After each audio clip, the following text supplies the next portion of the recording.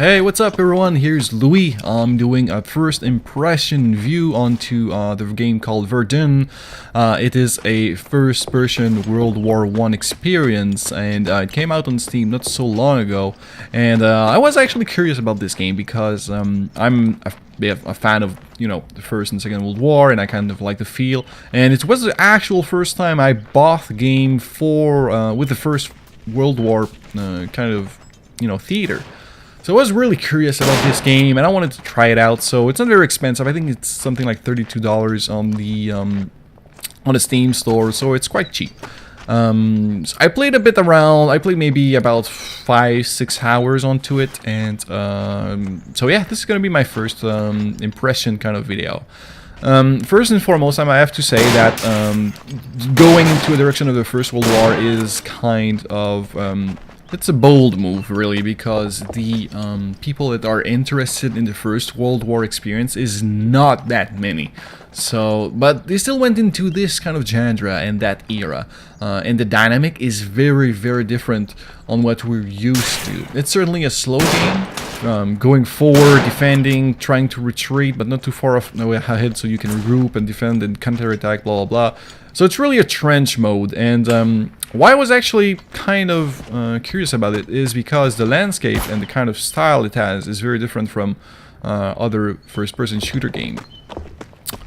First and foremost, I want to talk to you about the gameplay. I'm not exactly impressed by it for numerous of reasons. First of all, there was some buggy collision, buggy people walking around. Seems a bit like mechanical. The animation isn't even really smooth, as you can see right now.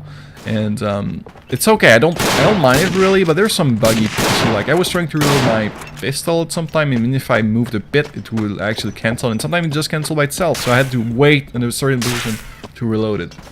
It's a bit, not exactly where it should be, but it has the kind of feeling of Red Orchestra, sorry, where you can aim down the side. You don't have to, you know, adjust your gun depending on the distance of it, but you have to maintain your aim correctly. You can hold your breath and just shoot where you need to. The landscape are actually very original. You can actually see the shelter, the craters, and everything like that. It's kind of awesome because there is this kind of feeling where everything kind of makes you a good cover, but at the same time you're not really in a position to be very, very aggressive. So you have to go slow, obviously. If you go running all around, you're just gonna die all over again. People are gonna pick you up. There's no single player experience, or as far as I've not encountered it. The battles are quite diverse. You can actually see like a map and select your kind of destination, and on the real places of the First World War what actually happened. And you know, you have items to help you out defending or attacking.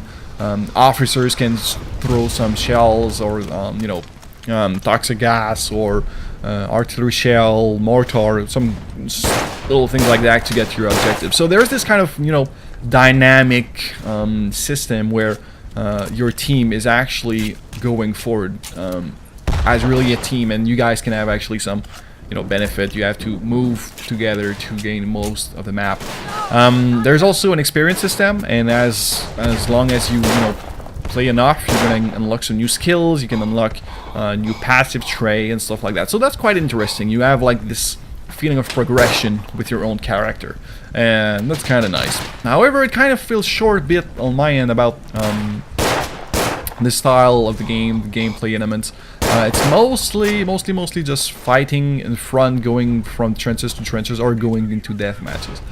For $20, I wouldn't say I don't mind, but for $30, it kind of feels a bit lacking content so far. The guns are well made. The sound design is pretty good. Graphically, the game is not astonishing, and I've found some few bugs, but the texture is quite nice, and the effects about the ragdoll just look ridiculous. I just lose my spine right there.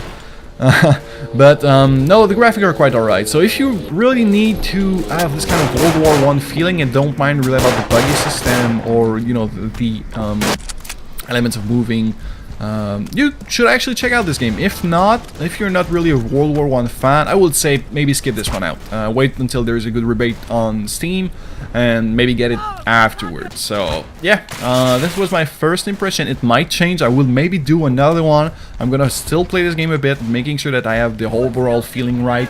But if my feeling is still this way, I'd say pass if you're not. In the World War I series, there's better options out there. So I'm Louis, and this is Verdun. Sorry guys, but not my thumbs up for this one. Bye bye.